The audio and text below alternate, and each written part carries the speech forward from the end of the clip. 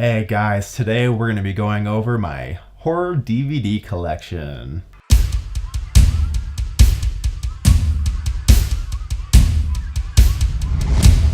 Hey, I'm Tyler. Welcome back to my channel. So I need to do a little preface for this because I feel like you're going to be like, oh damn, he really doesn't have that many horror DVDs. And you're right, I don't have that many here. So I live in Colorado, have for 6 years now, well, just about 6 years, and most of my DVDs are back in Michigan. And I was able to bring quite a few of my, my horror Blu-rays. I have all of my Blu-rays. My DVD, however, I just wasn't able to get them all because for some reason my horror stuff cut off at about the ends. And so that's just kind of how it is. And I also just didn't bring some of them because I thought that I would be upgrading to Blu-ray. But then life happened and I wasn't able to quite upgrade everything like I thought I was going to. So I don't have quite a few items that I really, really like. Especially the one thing that I really love is my Sleepaway Camp Survival Kit edition. Oh, I love it. It looks great. It's also rare, all that stuff, but I do not have that with me. So again, it's just a lot of it's a much smaller collection than what you would probably expect, but it's just kind of how it is. But let's get into it. Okay, so this is 1408. John Cusack and Sam Jackson. I always really enjoyed this movie. I mean, you can't really go wrong with anything that's Stephen King related. American Werewolf in London. I think this is John Landis' best work. This is the full moon edition. Just love this movie from start to finish. It's a really good transfer. Audition. This is a Takashi Miike film.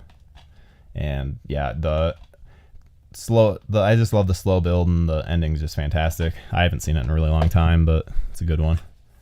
Behind the Mask: The Rise of Leslie Vernon. I love this movie. Really disappointed that we never got a sequel, and also pretty disappointed that Nathan Basil never really caught on.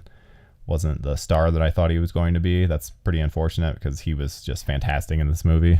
I really thought that he was going to go places. Black Xmas or Black Christmas, depending. I call it Black Xmas as to differentiate from the original. I watch that movie every year despite how stupid it is. Then I got Brutal Massacre, a comedy. This movie's just amazing. I love this movie so much. It's shot in digital back in 2008. So it's not, digital didn't look that great back then. So it looks really cheap, but it's a fantastic cast. The Burning. This is like one of the essential like slasher films. It's out Friday the 13th. Friday the 13th. Yeah, Bubba Hotep. This is Don Coscarelli's what many consider to be like one of his masterpieces, because he also did Phantasm, so that's definitely a masterpiece. I love this one though.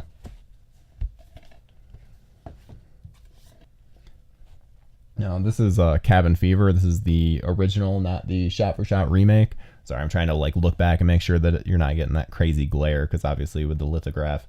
But yeah, I like this version, and it's not anything amazing, but I like the film. Christine, this is one of my favorite 80s films. The atmosphere is fantastic, and I just love the story being told. Creepshow, this is a movie that really like spawned my interest in anthology films. It's just a really, really well done and good way to like, because I don't really do horror short films, but I like when they're compiled like this. Dead and Breakfast. This is just kind of like a Brutal Massacre, being that this is just kind of a shot on digital film that was kind of lost in the years since. Not many people seem to remember it, and yeah, I just really enjoy it. It's a really funny movie. Deep Blue Sea. This movie's fucking stupid as all hell, but it's really enjoyable. I like to throw it on honestly a couple times a year. Can't say I watch it fully every time, but it's worth it for the Sam Jackson part alone. Then Devil's Rejects. It really depends depends on me for if I enjoy it or not. Like, sometimes I hate it, sometimes I like it. It just depends on the viewing. This is Diary of the Dead. This is the last of the series that I actually own. Just can't really bring myself to own Survival, even though I didn't think Survival was awful, but just not as good as the rest. This is the Steelbook for Dog Soldiers. This is also shot on digital, so it doesn't, again, it has that cheap look, but for this movie, it really works for it because it almost feels like a guerrilla style documentary. And we have the Feast films. Feast 1, Feast 2, Sloppy Seconds, and Feast 3, Happy Finish. I've rewatched Feast 1 quite a bit, at least like once a year usually, because it's fun, but I can't say I've watched 2 or 3 since I saw the original, like the first time. Then this is my pride and joy for my DVDs, the Ultimate Edition of Dawn of the Dead. I love this thing. If you want to look at it more, I actually did feature this in the best DVDs and Blu-rays that I own video. I'll link that below. Next up, we have David Cronenberg's The Fly. I really enjoy this film. Great edition, and I love, one of my favorite aspects is the fact that it's like all the opposite. The inside is the opposite of what the outside looks like. Then you have John Carpenter's The Fog, which another great addition. This is the Friday the 13th complete collection. It's from Crystal Lake to Manhattan, even though, so it's not complete collection. I don't know why I said that.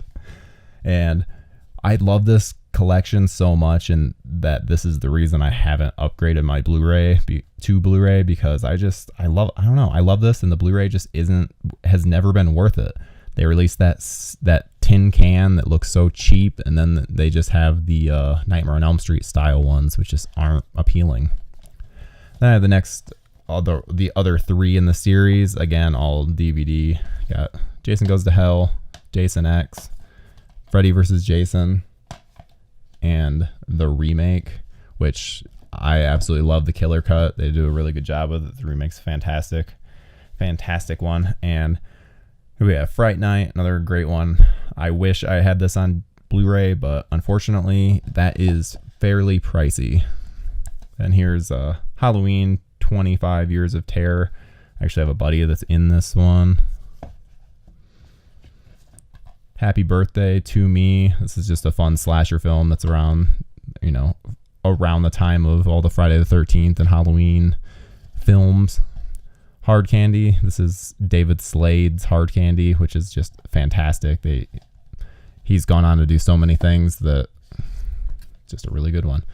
Hatchet. This is just fun. I really don't like the rest of the series, but at least this one is manageable. Then Hellraiser 2, Hellbound. I love this one. This is one of my favorites in the series, and actually I do own the first, but I planned on upgrading to the Blu-ray, so that's why the DVD is not in this. Then High Tension, otherwise known as Hot Tension, from Alexandra Aja. This film is just fantastic. It's really fucked up. Then, speaking of Alexandra Aja, here's the Hills Have Eyes remake, and then the original. I actually prefer the remake, despite the fact that, I know there's a lot of people that think the other one is better. Here we have His Name Was Jason, which honestly, I might rewatch this again, but it's a 90-minute documentary on the Friday the 13th series, and it's just not. It's no Crystal Lake Memories, because this is done in 90 minutes what Crystal Lake Memories does in 7 hours, so it's just not nearly as informative. The Hitcher, has one of the best atmospheres in all of horror. Just absolutely love it. The Host, this is a great Korean film. It's look at that, even has all the blockbuster stuff. That's so funny. I think I've only ever watched this the one time. That's why it looks like that. And here we have Hostel, Eli Roth's Hostel, which I enjoy. This is the only one in the series that I actually like. The second one's fucking just goes downhill so much. But even then, this one still has its issues. I used to be a big defender of that film, but not anymore. House of a Thousand Corpses. This is really the only Rob Zombie film that I can consistently say that I like. I like how wacky it is and how much of a throwback it is. Here's Inside. This film is super fucked up. Super, super fucked up. If anyone, I mean, they even imply the most brutal scene in the whole movie right on the cover. It's pretty amazing. Then Jack Brooks' Monster Slayer. Another just fantastic horror comedy that people just don't really know about anymore. So definitely check it out if you have not. Then Land of the Dead. I like this movie a lot. It's just one of those films that it came around. It, like, when it was released, it was almost at the height of how obsessed I was with horror. So it will always hold a special place in my heart. Then we have Lost Boys, which I grew up on this movie. This was just like kind of like Jaws, where I kind of saw it a little too young. And this was one of the only R-rated films that my parents were like cool with me watching, which I don't really understand why, because it's pretty fucked up. Then The Mist, which has one of the best endings of all time. Absolutely love it. And here we have Monster Squad, which, funnily enough, this actually only has disc 2 in it because I left disc 1 back in Michigan with a lot of my other horror movies. So that's pretty unfortunate, but yeah, it's just something I gotta deal with. I still like the specials though, and I plan on getting the Blu-ray eventually. Thankfully, the film is on Amazon Prime. So then My Bloody Valentine. This is the unrated version, which is the version to see because it includes never before seen footage, which is it's just really good.